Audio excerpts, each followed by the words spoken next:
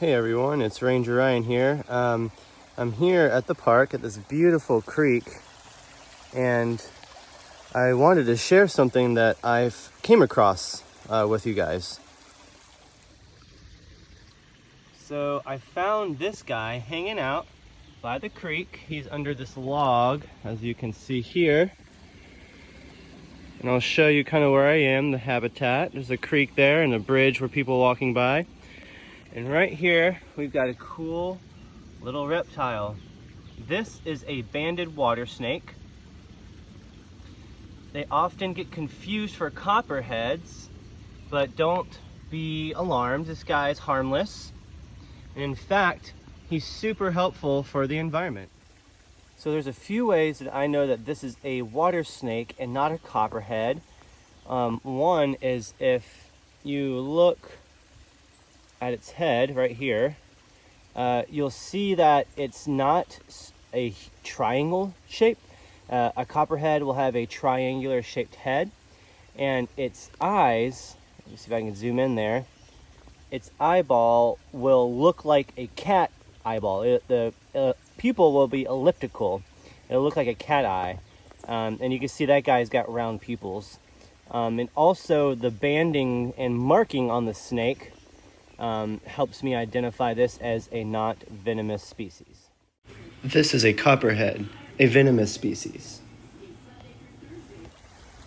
So when you're out hiking around and exploring, definitely make sure you're checking your foot and where you're stepping, and realize that this is their habitat and they do live here, and that we need to respect their home.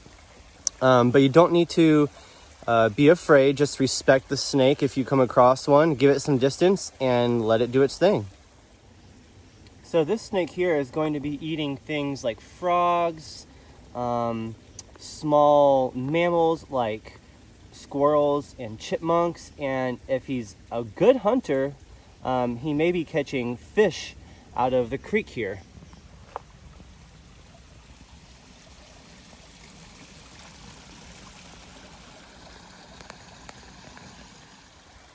Unlike a copperhead, a venomous snake, the water snake that I'm showing you guys kills its prey by use of constriction. It'll actually grab its prey with its teeth, and then it'll wrap around and squeeze, and it's trying to stop the heartbeat of that animal. So once that's done, the snake can feel that vibration. It can actually feel the heart vibrating, and once the heart's done beating, the snake will go ahead and consume its prey item whole and head first, which is pretty cool. Hey everyone, Ranger Ryan. So I'm in a slightly different habitat type here. You can see I'm up here on this dry ridge top. No creek or water or anything. And I found another snake I'd like to share with you guys. So here we go. This is a smooth earth snake.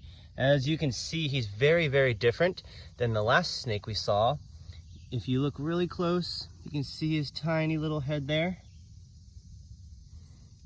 And that is good for burrowing. This snake likes to spend his time underground. So that tiny little slender head really helps him to kind of burrow and